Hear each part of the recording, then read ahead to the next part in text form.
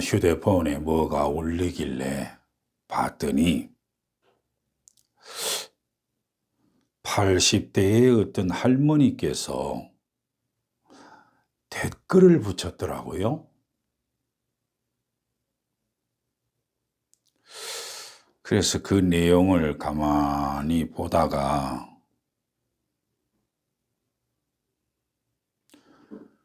댓글을 붙이는 사람을 기준으로 보면 세 번째인 것 같아요.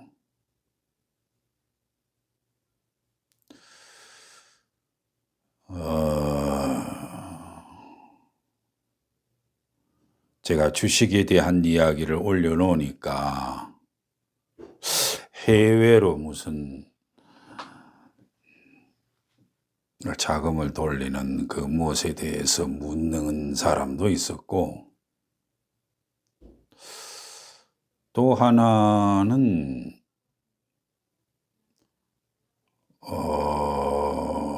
단편적인 이런 말씀보다 무슨 칠판이라도 화면이라도 무슨 글자의 내용으로 게시를 해주면 좋겠다, 이런 이야기가 들어서 두 번째 이야기는 제가 그 며느리 얘기를 하면서 제가 전자칠판에 대한 살 계획이 있다, 그런 이야기를 한번 드렸잖아요. 근데 이 세 번째 할머니의 경우에는 저한테는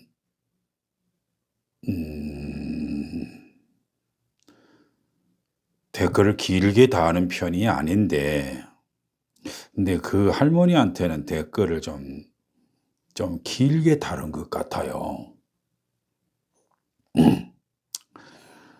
근데 글자상으로는 다 표현 못하는 이야기라 방송으로 진짜 한번 남겨볼까 하는 생각이 들었습니다.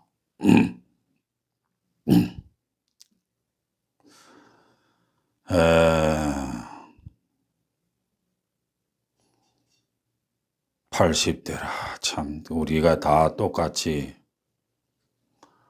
죽음을 향해서 간다기보다는 생사가 본래 없는 것이라 이런 식으로 가면은 좀 이상하잖아요. 일반적으로 느끼기에 분명히 죽음이라고 하는 것이 있는데 그 현상으로 있다는 이야기죠. 그럴 때 그 80대인 분한테 남기기를 뭐라고 남겼느냐 하면,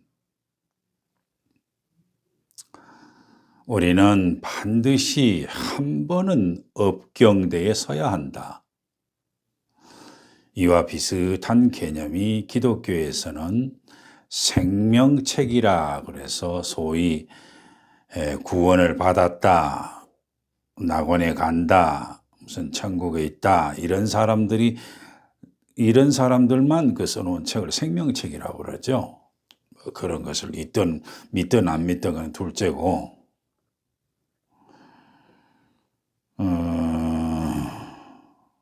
그런데 그 업경대에 설 때 그분한테는 내가 뭐라고 이 얘기를 했냐면 번뇌 이야기를 좀 했습니다.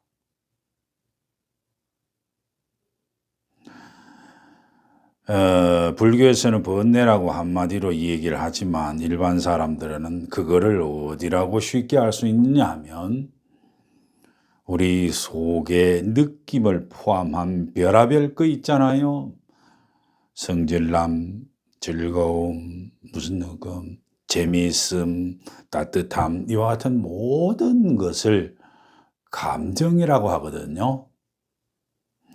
이 감정을 바탕으로 해서 일어난 것들을 보통 뭐라고 그러냐면 번뇌라고 그럽니다. 그래서 불교에서 말하는 아라한 같은 경우에는 기본적으로 번뇌를 씻은 분 이런 대기가 되겠죠. 그래서 일반 사람들이 번뇌를 씻다 뭐 그런 것까지는 얘기하고 싶지가 않고요. 하나의 방법만 제공을 하겠습니다. 자기 속에서 성질이 난다든지 갑자기 슬픔이 난다든지 이럴 때 그냥 슬프다고 해서 슬픔의 감정만 하지 마시고 우울한 느낌 들 때 축 처지지 마시고 그것을 자기의 마음속에 생각 속으로 딱 알아채기만 하면 됩니다. 알아채 보세요. 아, 성질 난다. 아, 우울하다. 이렇게 딱 떠올려서 말을 뱉어버리면 이것이 자꾸만 행하잖아요. 그러면 그러한 생각들이 조금씩 줄어듭니다.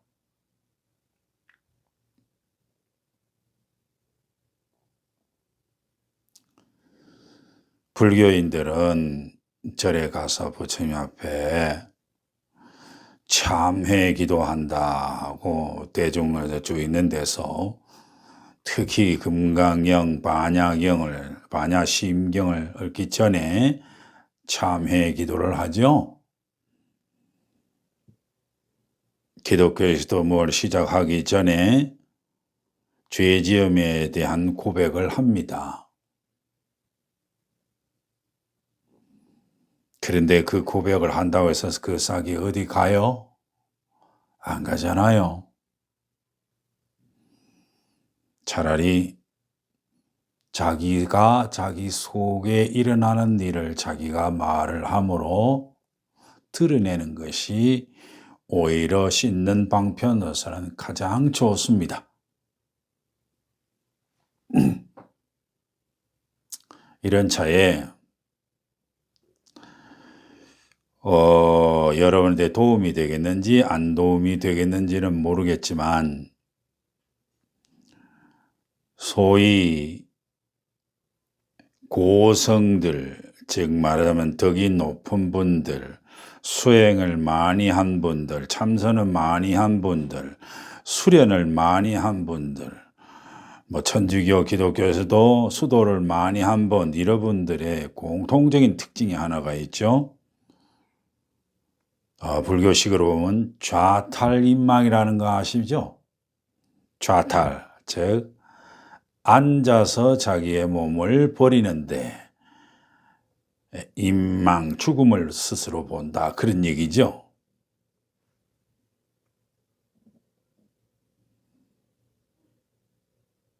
거기까지 수행할 필요가 있느냐 없느냐, 그렇게 죽을 필요가 있느냐 없느냐, 그거는 딴 사람 얘기고요. 그거는 자기의 처지와 자기의 능력에 따라 다른 것이기 때문에. 그러나 우리 80대의 어느 분 여자분께는 똑같이 내가 내 죽어감을 보는 거, 그런 실력은 조금씩 늙어가면서 실력을 쌓아볼 필요가 있잖아요.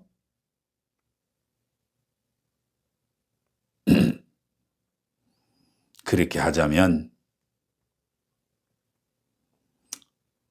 댓글에 제가 붙이기를 그것을 마지막 숨 넘김이라고 얘기를 합니다. 제가 붙인 용어입니다. 마지막 숨 넘길 때 혼미한 정신으로 가지 마시고요. 똑바로 자기 의식을 챙겨서 자기가 죽음에 이르는, 죽음을 닦고 죽음을 받고 죽음의 길을 걸어가는 자기 스스로를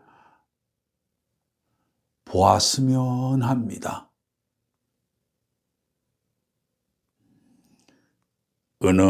내가 어떤 인생을 찾아갈 건지, 자기가 어디 곳에 태어날지 그거는 뭐 차원이 다른 얘기지만, 그러나 마지막 숨넘김을 할 때 뚜렷한 의식으로, 혼돈된 정신이 아니라 뚜렷한 의식으로 갈 수 있도록 힘써봐요. 저도 그러고 있으니까요. 손해되는 장사는 아닐 겁니다. 언제? 죽기 이전까지의 삶은 각자의 삶이었고, 죽는 그 순간까지는 요거 하나, 마지막 업경대에 서는 것, 즉 마지막 숨 넘김을 뚜렷한 의식으로 보는 것, 같이 한번 해봐요. 일생일대에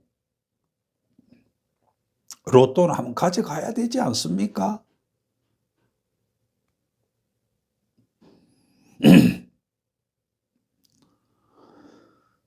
저도 그러고 있습니다. 제가 제 책상 앞에 붙여져 있는 여러 가지를 보여드리고 싶은데 카메라를 돌리면 또 끊어지잖아요. 그래서 앞에는 못 보여드리고 앞에 있는 것을 제가 구술로 보여드렸습니다. 늘 연습하시고, 이럴 때에 한 말씀 더 드리면, 우리 노인이 되면 두 가지가 기본적으로 깔고 있다는 것을 명심해야 됩니다. 하나는 편견이요, 또 하나는 고집입니다. 이 말 이해를 못한다, 설마 그런 건 아니시죠?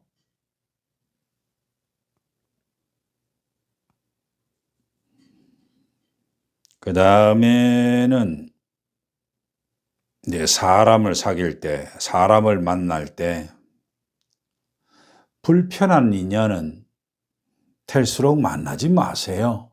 이제 노년이 되면.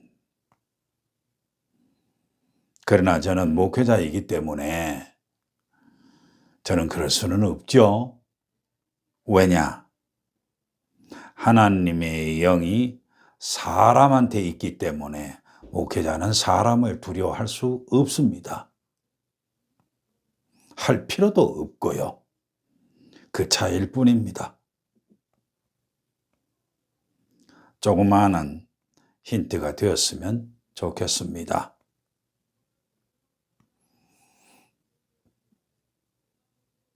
무슨 말인지 알아듣겠죠? 잘 지내요. 편안하시고요. 물론 건강은 챙겨야 되겠죠? 고맙습니다.